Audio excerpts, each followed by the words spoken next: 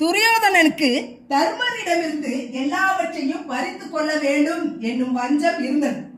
சூதாட்டத்தின் மூலமாகத்தான் தர்மருடைய அத்தனை செல்வத்தையும் அபகரிக்க முடியும் என்றார் சகுனி.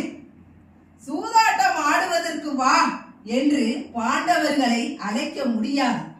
எனவே அழகிய மண்டபம் ஒன்று கட்ட வேண்டும். அதை விழாவாக வைத்து அனைவரையும் அழைத்து சூதாடலாம் என்று நினைத்தான் துரியோதனன். அதன்படியே மண்டபம் கட்டும் வேலையை தொடங்கினான். மண்டபத்தை காண வாருங்கள், விழாவை மகிழ்வாக கொண்டாடலாம் என்று ஓலையில் எழுதி அனுப்பினான். அதில் துருதாஷ்டிரனிடம் கையெழுத்தும் வாங்கினான். பிறகு சகுனியின் அறிவுரைக்கேற்ப விதுரர் மூலமாக தர்மருக்கு அனுப்பி வைத்தான் துரியோதனன். விதுரர் தான் கொண்டு வந்த அழைப்பு ஓலையை தர்மரிடம் கொடுத்தார். அதை படித்த தர்மர் தனது சகோதரர்களிடம் சென்று தனித்தனியாக ஆலோசனை செய்தார். திருதாஷ்டிரர் கையெழுத்திட்ட ஓலை வந்திருக்கிறது, மண்டப விழாவுக்கு செல்வோமா என்று கேட்கிறார்.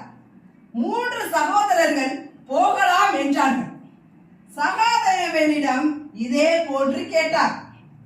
ஓலை கொண்டு வந்தது யார் என்று கேட்கிறான். விதுரர் ஓலை எடுத்து வந்தார் என்கிறார் தர்மர்.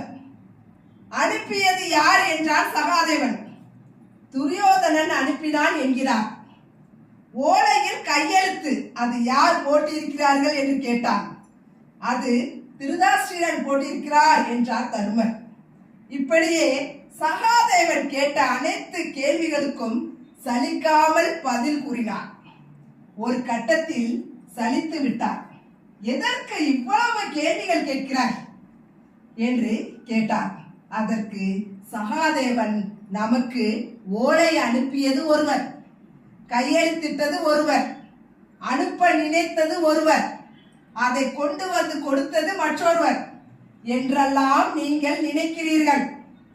ஆனால் என்னை பொறுத்தவரை இவை அனைத்தையும் செய்வது